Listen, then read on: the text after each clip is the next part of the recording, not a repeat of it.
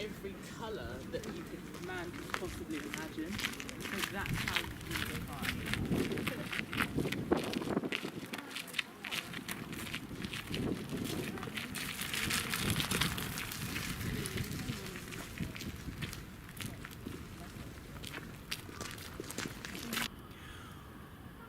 Hola amigos, después de la introducción que he hecho sobre la serie que vamos a empezar, que es Desmontando la Biblia, hoy me gustaría empezar con una figura central, que es Abraham. Me gustaría empezar por un momento central en la Biblia, que es el sacrificio de su hijo Isaac. Porque, como sabéis, a mí me parece que los momentos más intensos y más límite, ¿no?, en realidad son los que nos proporcionan información para comprender el todo, ¿no?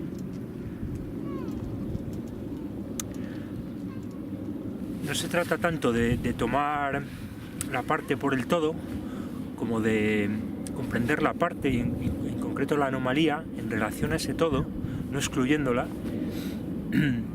y siempre desde esa lógica de la complejidad de la realidad, que está formada por muchas capas y por lo tanto se va a esconder siempre por definición la capa, ese centro más intenso, más terrible, más traumático, a todos los niveles. Como digo siempre, podemos hablar de psicoanálisis, podemos hablar de cultura, de política, de instauración de una determinada ley, de un determinado statu quo. Siempre es esa lógica donde en el centro se va a esconder lo más terrible y se van a ir generando capas y se va a ir barriendo la mierda debajo de la alfombra. Así funcionan todas las culturas. Entonces, si nos vamos a momentos muy intensos de la Biblia, como es el caso del sacrificio de Isaac, veremos como, de una manera como muy evidente, que Abraham no es el patriarca responsable y que nos cuentan, sino que es un pervertido, un psicópata, un sociópata, un explotador de su hermana prostituta Sara, etc., ¿no?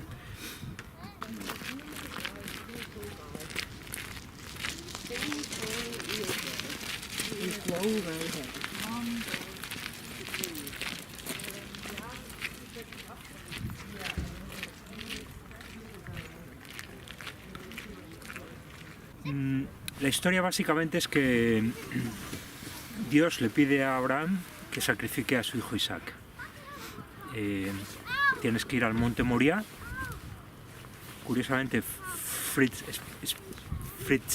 Springmeier nos cuenta que una de las sociedades secretas importantes de estas logias satánicas en las que se agrupan muchas de esas familias de Illuminati es precisamente la Moria, ¿no?, la sociedad Moria, ¿no?, el monte Moria. Entonces Dios le pide a Abraham que vaya al monte Moria y sacrifique a su hijo. Abraham, que es muy obediente, nos dicen que todo esto está montado para precisamente hacer de la obediencia ciega a un Dios que no se ve una de las claves del control social. Abraham, muy obediente, va y lleva a su hijo al monte Moria y su hijo le dice: pero papá, ¿dónde llevamos el carnero? No hay carnero. Entonces, que Dios proveerá, ¿no? Esa famosa expresión, Dios proveerá, tiene que ver con esto, ¿no? O sea, obedece ciegamente que Dios proporcionará el cordero o el carnero o lo que sea en el último momento. Entonces, efectivamente, lo va a sacrificar, el famoso cuadro que vemos muchos lo colocan en el altar, lo va a matar con un cuchillo y en el último momento aparece un carnero que es el que finalmente sustituye a Isaac, ¿no? Y entonces en ese momento Dios le dice: ves, Abraham, como has sido obediente, como has cumplido con lo que yo te pedí, te libero de la obligación de sacrificar a tu hijo y lo salvas, ¿no? Lo redimes, ¿no?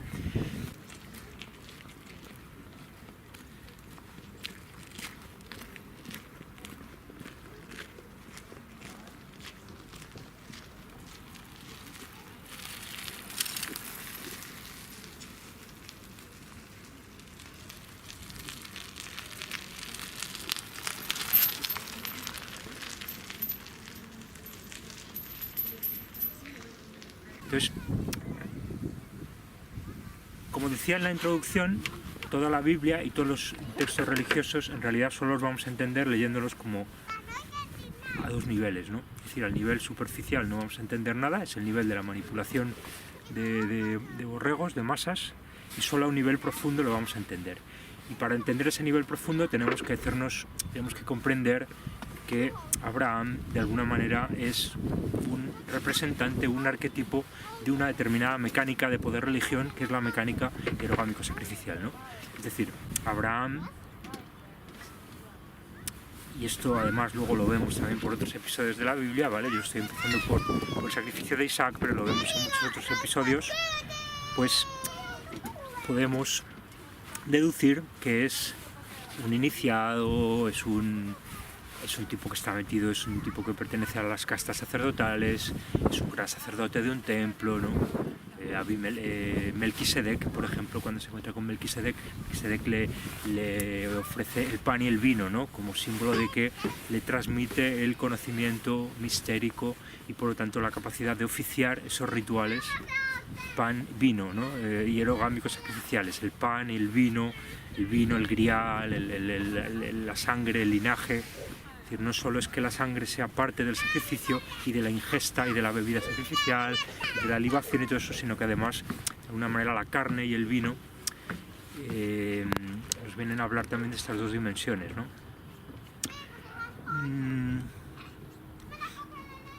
Por lo tanto, en realidad Abraham es un iniciado, es un tipo que pertenece a una logia, es lo que hoy sería un masón, ¿vale? Es un tipo que está en una logia, es un francmasón, un tipo que está en una logia y que le debe obediencia a la hermandad, más que al pueblo judío, a todo lo que queramos, ¿vale?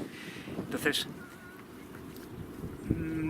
Abraham no sacrifica a Isaac porque se lo diga a Dios, eso es una tapadera hecha en el nivel superficial para, como decía, hacer de la obediencia ciega a un Dios invisible toda la clave de todo el sistema de dominación de masas occidental, ¿no? Judío-cristiano, pero también musulmán, porque los musulmanes están también un poco metidos en esta lógica, solo, bueno, que ellos consideran más bien a Ismael en lugar de Isaac, y eso nos llevaría a otra cuestión, ¿no? De la que habrá que también hablar, ¿no? Pero básicamente lo que tenemos entonces es que Abraham es un masón, es un iniciado, y está sacrificando a su hijo porque se lo está ofreciendo a Satán, ¿vale? Es decir, están invirtiendo completamente la lógica, nos están vendiendo, lo estoy diciendo muy claramente, en los textos canónicos, en el Génesis, que forma parte de los textos canónicos de la Biblia, nos están vendiendo como Dios a Satán, que solamente Satán puede pedir que se sacrifique a un hijo. Es decir, una cosa tan brutal como que un padre sacrifica a un hijo, no hay Dios, y lo digo en el doble sentido de la palabra, como expresión castellana, y como no hay Dios que pueda pedir eso, me explico. Es decir, no puede haber un Dios tan terrible que le pida a un padre que sacrifique a un hijo.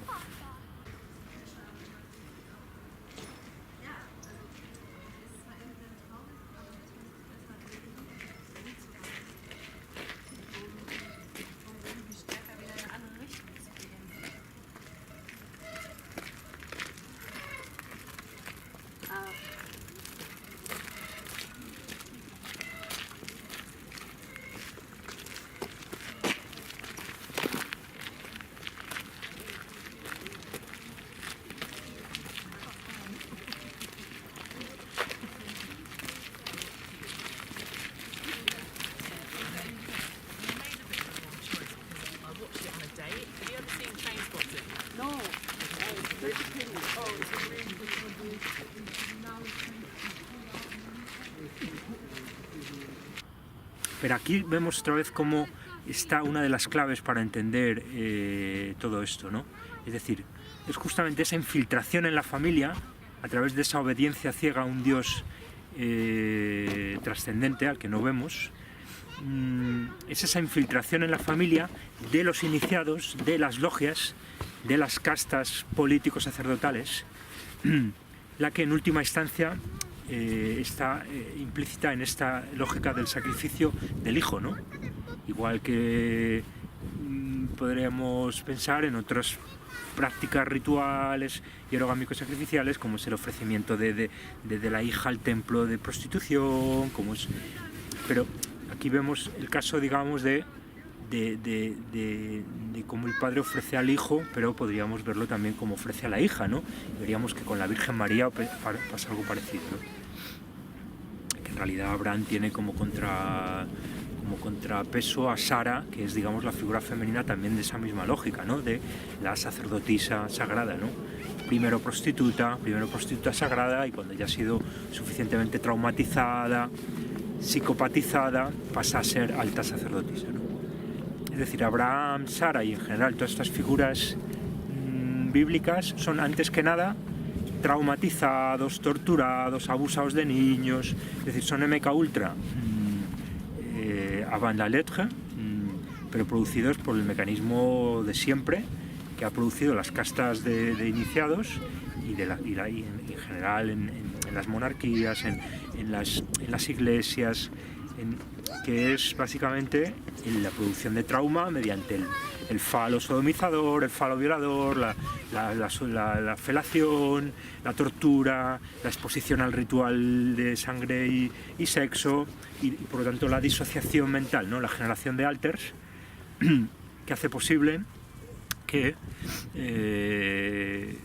pues que a su vez la víctima perdón, se convierta en verdugo, ¿no? Por lo tanto, el Dios ese que nos vende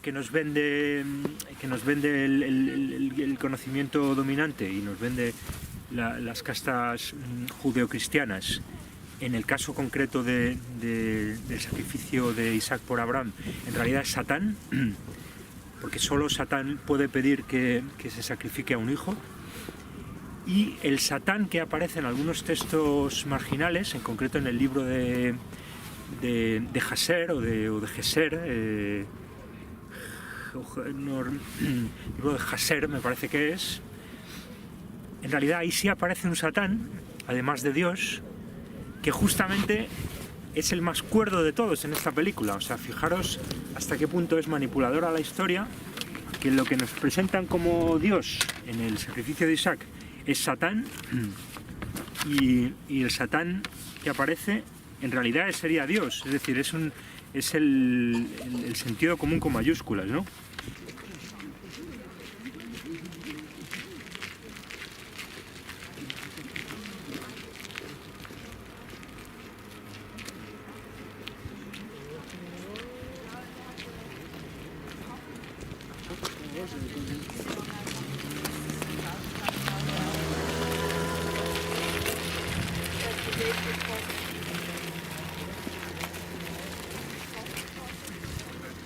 Le dice Satán a Abraham: ¿eres tú tonto o embrutecido? ¿Qué vas a hacer esta cosa este día a tu único hijo? Pues el Todopoderoso te dio un hijo en tus días postreros, en tu vejez, y tú irás a sacrificarlo este día porque él no cometió ninguna violencia, y causarás el alma de tu único hijo que perezca en la tierra. ¿No sabes tú ni entiendes, Abraham?, le dice Satán, que esto no puede venir de Dios. Es decir, ese Satán que nos presenta el libro de Jaser en realidad es Dios, y ese Satán le está diciendo que el Dios que nos presentan es Satán, ¿no? Es decir, fijaros hasta qué punto está invertida toda la lógica, Dios, toda la lógica, ¿no?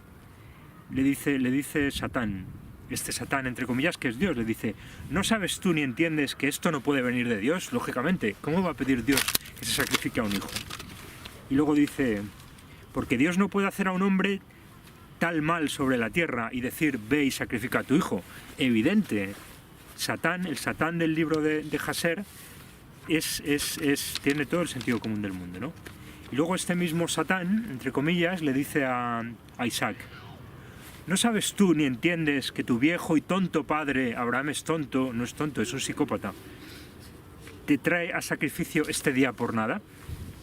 Ahora, por lo tanto, hijo mío, no escuches ni lo atiendas a él, porque él es un viejo tonto, Abraham es un viejo tonto, y no dejes que tu alma preciosa y bella figura sean perdidas de la tierra, ¿vale?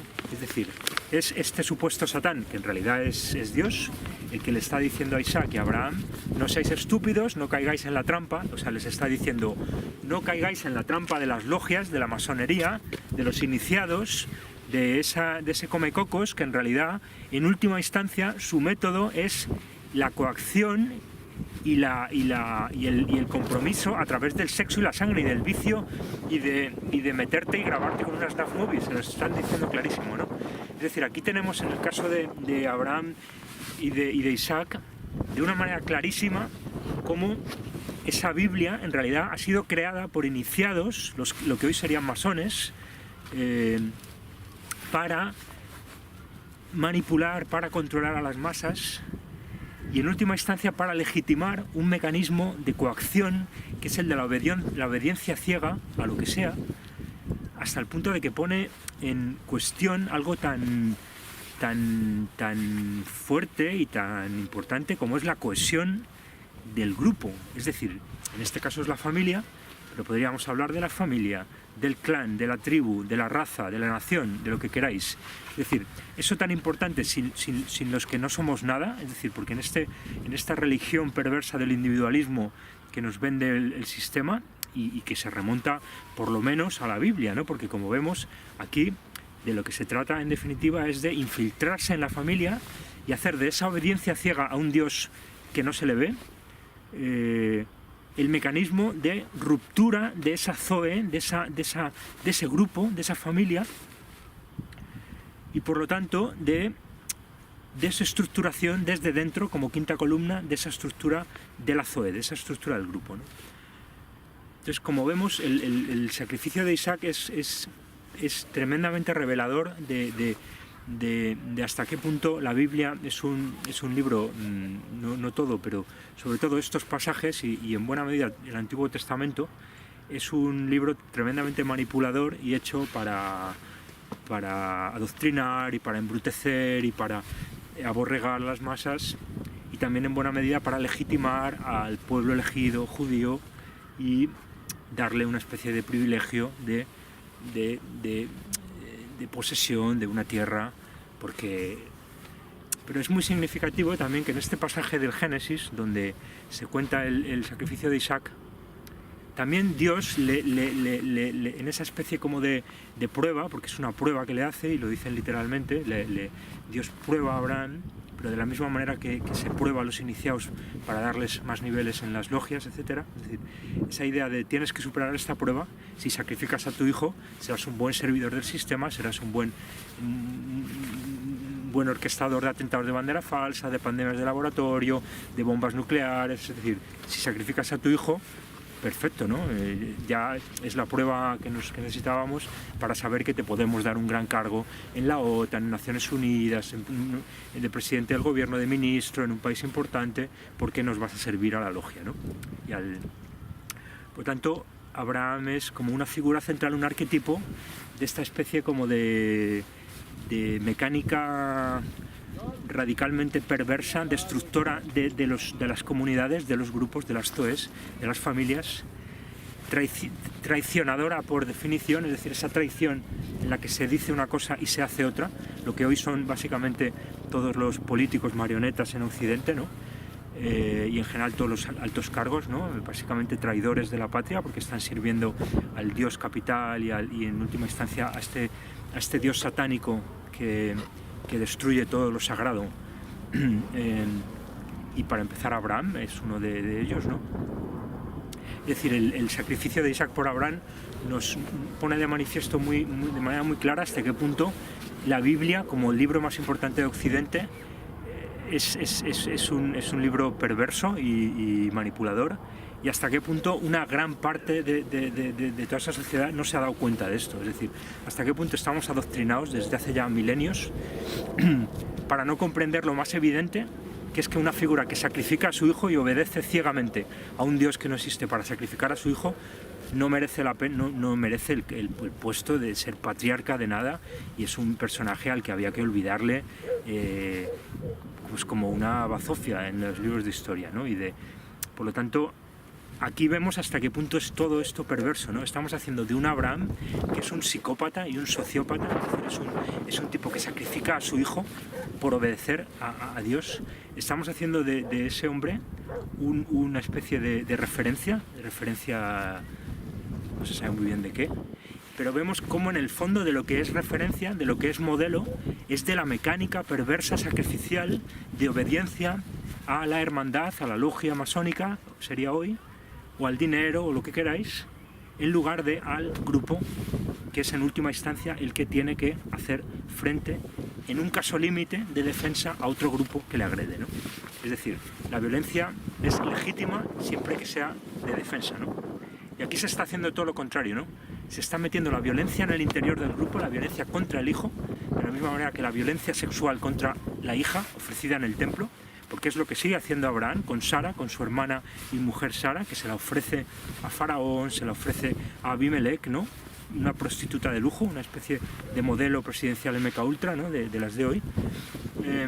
Están legitimando esa introducción de la violencia en el seno del grupo y al mismo tiempo haciendo de esa obediencia ciega como en pago se le justifica que conquiste Israel. Fijaros hasta qué punto todo esto es de actualidad. Es decir, podemos llegar y reprimir a los palestinos y hacer lo que queramos porque somos el pueblo elegido y porque hemos sido los que hemos obedecido ciegamente a... Y no estoy hablando solo de los judíos, estoy hablando del sionismo como entidad central en Occidente, ¿no? Como en última instancia alianza judeo-cristiana, en buena medida protestante, pero también católica, porque aquí está metido todo el mundo, ¿no? Desde las cruzadas, etcétera, ¿no? Entonces, por eso es tan importante este mito de Abraham e Isaac, ¿no? Porque nos cuenta, es una especie como de centro, como de nudo, que si verdaderamente lo comprendemos y lo desanudamos, lo desatamos, podemos comprender muchas de las lógicas perversas que hoy, y en buena medida fundamentalistas, ¿no? Ese fundamentalismo occidental tan horrible, tan terrible, que encontramos sobre todo en esas culturas más neoconservadoras, en buena medida judeo-protestantes, pero también las encontramos en el mundo católico y en el mundo... Todo lo que tenga que ver con el poder, porque en definitiva nos vamos a engañar si lo llamamos solo judío, solo... En definitiva, ahí donde hay poder, donde hay concentración de poder, y hoy de capital, ¿no? Y ese capital además es más violento, ¿no? Ese capital financiero, esa producción de dinero fiduciario, ¿no? Ahí es donde vamos a encontrar más todas estas lógicas de perversión, de coacción, de...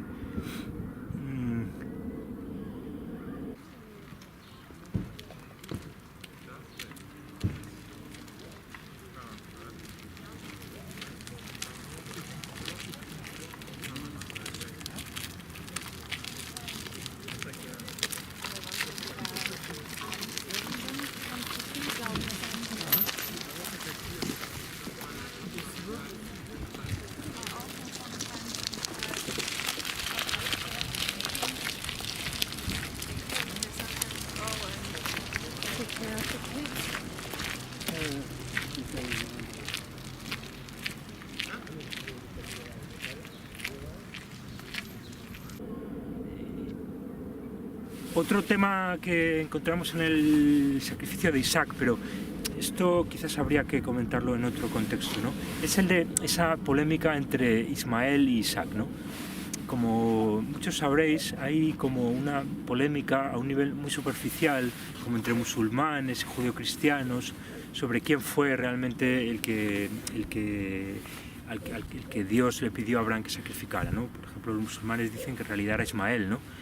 Y hay una polémica sobre cuál era el primogénito, porque Ismael había nacido antes, pero después, según nos cuentan, Ismael nace antes y luego viene Isaac, cuando por lo visto tiene unos 13 años, nos dice el Génesis, porque después en otros textos encontramos 14, y entonces pues no se sabe muy bien cuál es el primogénito, porque el uno es hija el uno nos dicen que es hijo de Sara, es mentira, Sara es estéril, Sara es una vieja prostituta, sacerdotisa naditum, de herencia babilónica, y no puede tener hijos, ¿no? O sea que Isaac es igual que Ismael, el hijo de una prostituta sagrada del templo, ¿vale? O sea que esa como preeminencia de Isaac o Ismael es parte de esta interesada creación de polémica por parte de las castas de todos los bandos para tener entretenidos a los pueblos, siempre es la misma lógica, en torno a falsas dicotomías, ¿no? Chiitas, sunitas, hombres, mujeres, cristianos y musulmanes, da igual, Cataluña, Barcelona, Real Madrid, Barcelona, lo que queráis, siempre es la misma lógica, ¿no? Es decir, mientras tengamos a la gente ocupada peleándose sobre quién tiene más derechos, si Ismael o Isaac, todo perfecto. En lugar de comprender que en el fondo tanto Isaac como Ismael son arquetipos, son construcciones de las castas sacerdotales, básicamente están inscritos en una estructura gemelar, es de la que siempre hablamos, de esa idea de que hay dos y básicamente lo que hacen las castas es, de hecho, tener muchos hijos de muchas maneras y luego testarlos y jugar con ellos e intercambiarlos. Siempre están jugando con los gemelos. Y si no es con los gemelos, siempre está implícita esta estructura gemelar, ¿no?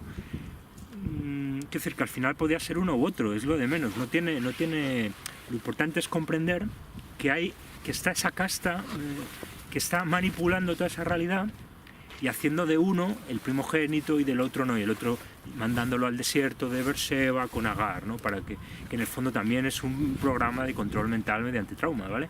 Por eso se aparecen los ángeles y todo esto, ¿no?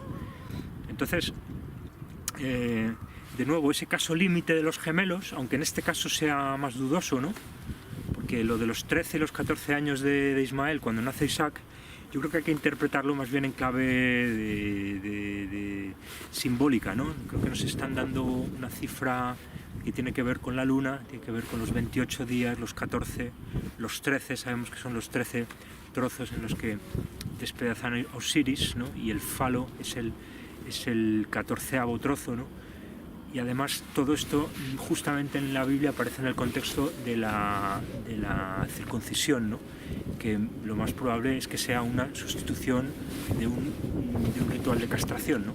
Del que quedan, digamos, pues un vestigio domesticado, ¿no? Por tanto, aquí vemos también cómo esa cifra que nos dicen de que Ismael tenía 13 o 14 años cuando nace Isaac, probablemente nos está hablando simplemente porque hay que entenderlo, todo esto hay que entenderlo en sentido simbólico, si no, no vamos a entender nada. Nos está hablando de que son dos niños de distinto tipo, de que un niño es de luna llena, otro es de luna nueva y cosas de ese tipo, ¿vale? De que uno es de un tipo de categoría, dentro de toda una mecánica hierogámico-sacrificial, en la que hay pues distintos linajes, porque al final estos templos funcionan como una especie de crisol en los que las castas de poder de alguna manera interaccionan, se relacionan, se confluyen, de toda esa mecánica hierogámica, que en última instancia es la de la cópula, la del sexo real entre personas reales, y toda esa, digamos, articulación de tríadas y trinidades, con los sacerdotes mediando, ¿no? Por eso se ríe Sara, ¿no? Por eso se ríe Sara cuando ella participa ¿no? Ella participa de un ritual sexual, pero lo observa como sacerdotisa, ¿no? Es ya una vieja, ¿no? Es ya una vieja como Abraham, ¿no? Cuando tiene lugar, ¿no? Pero en todo caso de esto hablaremos más adelante, ¿no? Ya hablando un poco de las figuras de Ismael y de Isaac, como en realidad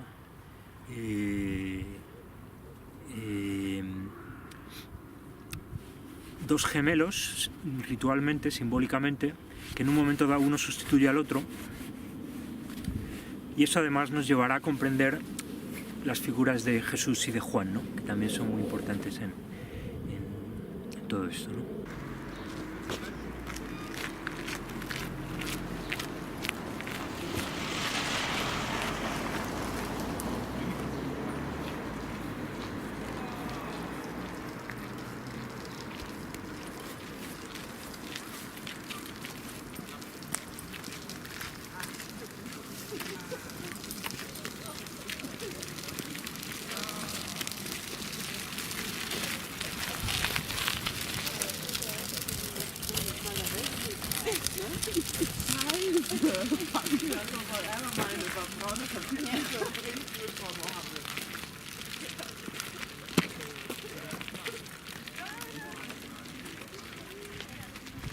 Entonces básicamente con esto podríamos dejarlo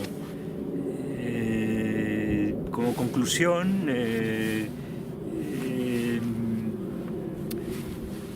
Lo que he intentado mostrar es que básicamente lo que hay implícito en el sacrificio de un hijo y la obediencia ciega a un Dios